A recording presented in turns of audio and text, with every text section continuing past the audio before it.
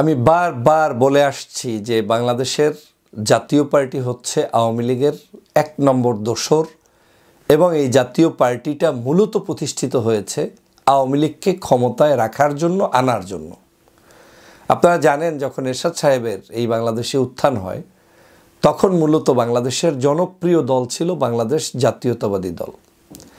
জাতীয়তাবাদী দলের কনসেপ্টে জাতীয়তাবাদী আরেকটি দল ভারত প্রতিষ্ঠিত করে বাংলাদেশের মানুষদেরকে ধোঁকা দিয়ে শুধু এরশাদ সাহেবকে সাময়িক সময়ের জন্য বসিয়েছিল যে এরশাদ সাহেব কিছুদিন মানুষের সাথে ভাওতাবাজি করবেন, এর পরবর্তীতে জাতীয় পার্টির জায়গায় রিপ্লেস করাবেন আওয়ামী লীগকে দিয়ে। তারা সেটা চরমভাবে চেষ্টা করেছেন, কিন্তু এরশাদ সাহেবের এই 9 বছরের শাসনামলের মধ্যে সেই চেষ্টার পরেও আওয়ামী লীগকে বাংলাদেশে ভারত প্রতিষ্ঠিত করতে পারে নাই। না পারার কারণে 1991 সালে বাংলাদেশের প্রথম মহিলা প্রধানমন্ত্রী হিসাবে আনএক্সপেক্টলি, মানে যেটা আওয়ামী লীগ কোনোভাবে এক্সপেক্ট করে নাই, তাদের চোখের সামনে জনতার ভোটের রায়ে দেশনেত্রী বেগম খালেদা জিয়া প্রথম মহিলা প্রধানমন্ত্রী নির্বাচিত হয়। এরপরেও এই জাতীয় পার্টিকে যে কোনো মূল্যে আওয়ামী লীগের সাথে ঐক্যবদ্ধ রাখার জন্য ভারত প্রচেষ্টা অব্যাহত রাখে যে যেহেতু বিএনপি চলে এসেই গিয়েছে, ভবিষ্যতে যাতে আওয়ামী লীগকে প্রতিষ্ঠিত করা যায় সেজন্য জাতীয় পার্টিকে তার সাথে লাগিয়ে দিল। এই জাতীয় পার্টি যতগুলো নির্বাচন করেছে, এই নির্বাচনগুলোতে শেখ হাসিনা সহযোগিতা করেছে। এই শেখ হাসিনা যতগুলো নির্বাচন করেছে, জাতীয় পার্টি ততগুলো জায়গায় শেখ হাসিনাকে সহযোগিতা করেছে, সাপোর্ট করে গিয়েছে। 24 জুলাই বিপ্লবের পরেও কোনো মানুষ কি একটা খুনি সংগঠনকে প্রতিষ্ঠিত রাখার জন্য কিংবা তাদেরকে সহযোগিতা করার জন্য কিংবা তাদের পার্সেন্টেজ 50% মানুষ এখনও তাদেরকে পছন্দ করে, এই ধরনের স্টেটমেন্ট কোনো পাগল ছাড়া দিতে পারে? কিন্তু জাতীয় পার্টির জিএম কাদের সাহেব সেটা দিয়ে দিয়েছেন। তিনি বলছেন বাংলাদেশের 50% মানুষ শেখ হাসিনা এবং মানে আওয়ামী লীগ এবং আপনার জাতীয় পার্টির সাথে সম্পৃক্ত। এই 50% মানুষের অধিকারকে অবজ্ঞা করে রাজনীতি করা কিংবা আগামীতে তাদেরকে কোণঠাসা করা এটা ঠিক হবে না। তিনি এই সরকারকে নিয়ে প্রশ্ন তুলছেন, এই সরকারের উপদেষ্টাদেরকে নিয়ে প্রশ্ন তুলছেন। তিনি এই উপদেষ্টাদের ভবিষ্যৎ রাজনৈতিক যে কর্মকাণ্ড তারা চালাতে চায় সেটা নিয়ে প্রশ্ন তুলছেন। চিন্তা করে দেখেন কত বড় ধৃষ্টতা। জুলাই বিপ্লব রক্তের উপরে ভিত্তি করে হয়েছে, হাজারো মানুষ আহত হয়েছে, হাজারো মানুষ নিহত হয়েছে। এই নিহত মানুষের উপরে দাঁড়িয়ে আজকের এই সরকার টিকে আছে।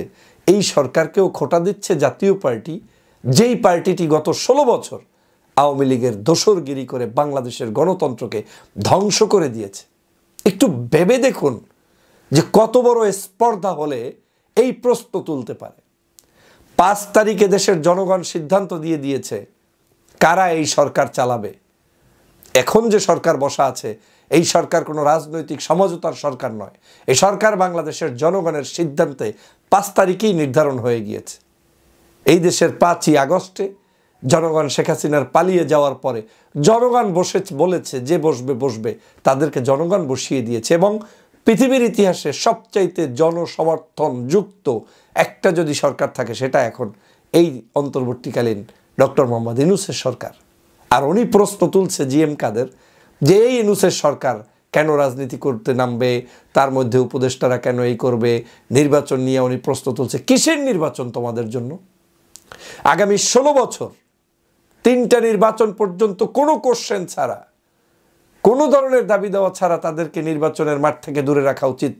শুধু একটা অপরাধের কারণে যে গত 16 বছর এদেশের মানুষ ভোট দিতে পারে নাই, শুধুমাত্র এই জাতীয় পার্টি ওদের কিছু এই ইনন মিনন এদেরকে নিয়ে আওয়ামী লীগ ক্ষমতায় থেকেছে বিনা নির্বাচনে। অর্থাৎ তাদেরকে নিয়ে তো প্রশ্নই আসে না, কোনো সাংবিধানিকভাবেই তো তাদেরকে নিয়ে বসার কোনো রাইট আপনার নাই। তারা আবার এখন আপনাকে বলে যে আগের মতো হলে হবে না, এই করতে হবে। কিসের এই করতে হবে? তোমাদেরকে নিয়ে কিসের বাংলাদেশের মানুষ স্বপ্ন দেখবে? আমি হতভম্ব হয়ে গিয়েছি। এই হচ্ছে জুলাই বিপ্লবের পরবর্তী চরিত্র, যে আওয়ামী লীগের দোসররা ভিন্ন মুখ দিয়ে জিএম কাদেরের মুখ দিয়ে কথা বলাচ্ছে। তার মানে হচ্ছে এরা আওয়ামী লীগকে প্রতিষ্ঠিত করার জন্য আবার মাঠে নামেছে ভিন্ন মোড়কে। আজকের এই সরকারকে অনুরোধ করব, যত দ্রুত সম্ভব জিএম কাদের সহ জাতীয় পার্টির প্রত্যেকটি যারা যারা এই আওয়ামী লীগকে সমর্থন জুগিয়ে বক্তব্য দিয়ে যাচ্ছে, প্রতিষ্ঠিত করার জন্য কথা বলে যাচ্ছে, তাদেরকে আইনের আওতায় এনে অ্যারেস্ট করা উচিত। এবং গত 16 বছর যে অনৈতিকভাবে একটি অবৈধ সরকারকে টিকিয়ে রেখেছে, সেজন্য তাদেরকে বিচারের কাঠগড়ায় দাঁড় করানো উচিত। এবং তাদের সাথে এই জুলাই বিপ্লবের হত্যাকাণ্ডের সাথে সম্পৃক্ততা থাকলে তাদেরকে সেই হত্যাকাণ্ডের বিচারের কাঠগড়ায় দাঁড় করানো উচিত। কত বড় নির্বোধ একটি দল হতে পারে, যেখানে মানুষের পর মানুষকে হত্যা করে মেরে চুরে তারপরে ক্ষমতায় থাকতে চেয়েছে শেখ হাসিনা। কথা নাই, সেইগুলোর প্রতিবাদ নাই। আপনি এখন আসছেন শেখ হাসিনার 50% বাংলাদেশ, শেখ হাসিনার 50% ভোট আছে বাংলাদেশে, এই কথাই শোনানো হচ্ছে পরিকল্পিত উপায়ে। আপনাদের মননে মগজে ঢুকিয়ে দেওয়া হচ্ছে যে বাংলাদেশে শেখ হাসিনার 50% ভোট আছে, জাতীয় পার্টির 50% ভোট আছে।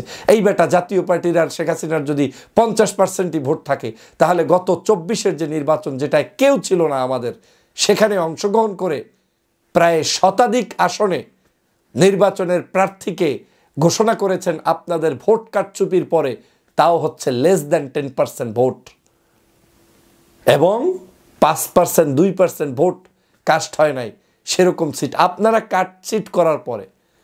শুধু তাই নয়, যদি 50% জাতীয় পার্টির আর আওয়ামী লীগেরই ভোট থাকে, তাহলে 24টা আসনে আপনি মুসলেকা করে আওয়ামী লীগের হাত পাও ধরে নৌকা প্রার্থী উড্ড করিয়ে তারপরে নির্বাচন করেও 11টা আসন কেন পেলেন? কেন পেলেন? কেউ তো ছিল না আপনার সাথে।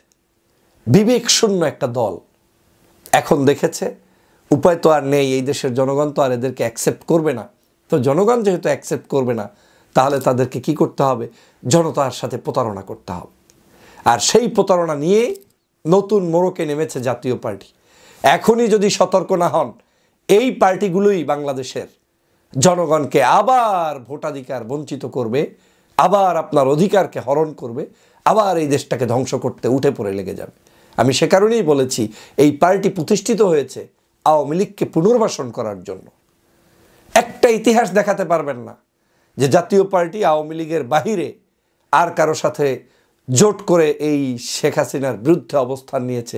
একটা উদাহরণ আপনার কাছে নাই। বিএনপির সাথে কোনোদিন কোনো সময় দেখাতে পারবেন? জামাতের সাথে দেখাতে পারবেন? পারবেন কি? পারবেন হচ্ছে তাদের এই যে অন্যায়ভাবে 16 বছর ক্ষমতায় থেকেছে, সেই ইতিহাস মানুষের কাছে দেখাতে। এই জাতীয় পার্টির সর্বশেষ 24-এও যদি তারা অন্তত জনতার কাতারে এসে দাঁড়াতো, জনগণ হয়তো মনে করতো যে না, ঠিক আছে, তাদেরকে অ্যাকসেপ্ট করি। সেই 24-এ এসেও আপনি দাঁড়াতে পারলেন না, তা আপনি এর পরেও কীভাবে কামনা করেন যে আপনার প্রতি আমাদের সমর্থন থাকবে, ভালোবাসা থাকবে? প্রিয় সহযোদ্ধা ভাইরা, এই পার্টির ব্যাপারে সতর্কতা যেমন আমাদের হওয়া উচিত, সরকারের উচিত দ্রুত তাদেরকে আইনের আওতায় এনে বাংলাদেশে বিচারের কাঠগড়ায় দাঁড় করানো।